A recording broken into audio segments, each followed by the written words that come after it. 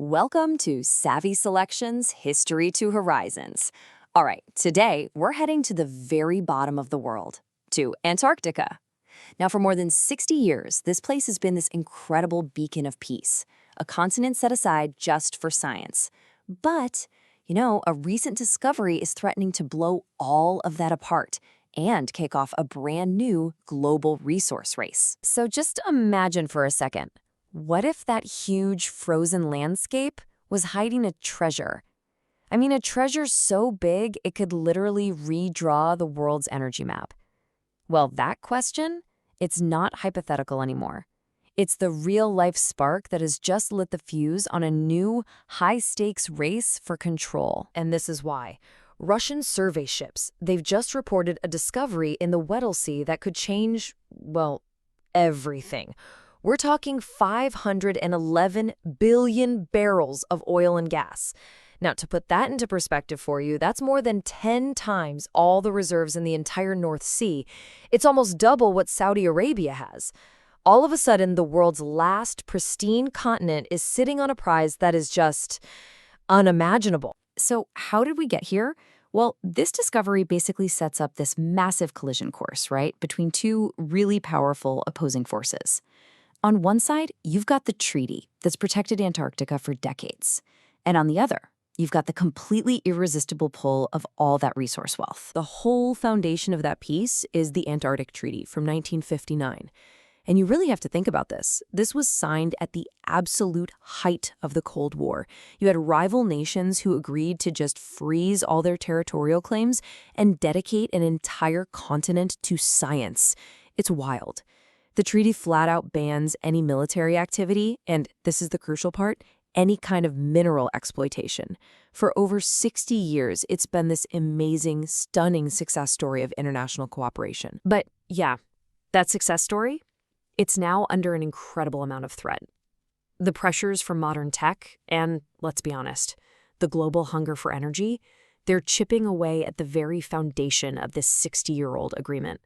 And it's pushing it dangerously close to its breaking point. Okay, this timeline really tells the whole story. You see, it starts with peace, way back in 1959. But look at where we are now. Tensions are actively rising, nations are building new bases, they're making strategic upgrades, and it's all pointing to one single critical date, 2048. Why that year?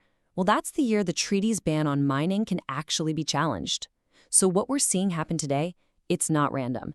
This is all about nations jockeying for position ahead of that big deadline. And this really just lays out the two starkly different paths we have in front of us. Is Antarctica's future going to look like its past? A continent dedicated to science and peace?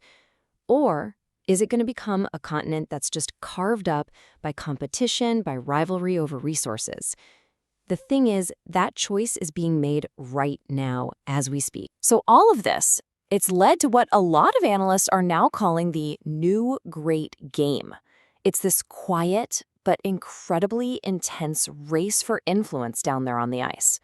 So let's dive in and meet the key players, shall we? And the strategic moves? Oh, they're already underway. You've got China aggressively expanding its footprint. It's building its 5th research base. You've got Russia upgrading its stations with what's called dual-use tech. So think satellite systems that, sure, can be used for science, but they can also be used for surveillance. Meanwhile, the U.S., which has historically been a leader here, might be seeing its influence fade because of some pretty big proposed budget cuts. And just watching all of this unfold, you have the original claimant nations, and they're all wondering what this means for the territories they still technically claim. So who actually gets to make the decisions here? Well, it's complicated. The best way to think about it is like a club, but with different membership tiers. So 58 nations have signed the treaty, but only 29 of them, they're called the consultative parties. They're the ones who actually get a vote on the big issues. And inside that powerful inner circle, you've got the 7 nations that had territorial claims way before 1959. Now, the treaty froze those claims, but they were never, ever abandoned. And look, this is exactly why what happens in some frozen wasteland thousands of miles away actually matters to you and me. The resources at stake here, it's not just oil and gas. Control over the fisheries for things like krill, which is a totally vital part of the global food chain, that's on the table too. A resource grab in Antarctica could directly hit your wallet, impacting the price you pay for fuel and for food. The ripple effects would be absolutely global. You know, some experts are really sounding the alarm on this. They're warning that this whole situation feels eerily like the great colonial rivalries of the 19th century. See, the treaty only works because everyone agrees. It runs on consensus. If that model breaks down, if major powers just decide to ignore it, we risk a really dangerous free-for-all, a totally chaotic scramble for resources on the last truly wild continent on Earth. So, with the stakes this high, is a resource war just inevitable? Well, not necessarily.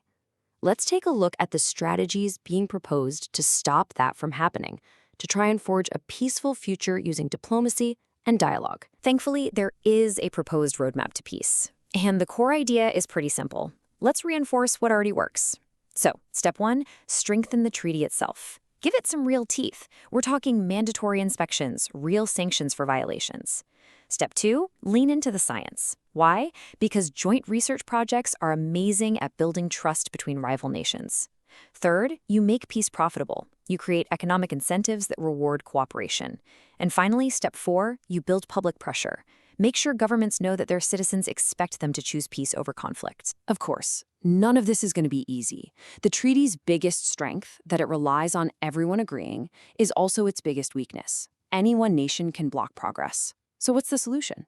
Well, one idea is to build consensus in smaller, more nimble groups first, like the G7. And what about that problem of dual-use technology? The answer there is transparency. Mandate international inspections to make sure that research isn't just a cover for something else.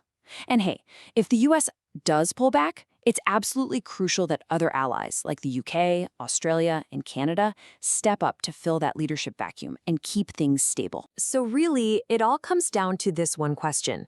We're on a direct path to 2048, a single date that could very well decide Antarctica's entire fate. Are we going to reinforce the treaty with dialogue and cooperation and preserve this continent for all of humanity? Or is the lure of all that buried treasure going to be enough to melt the fragile peace that's held for so long? The clock is definitely ticking. Thank you for watching, and see you in the next video.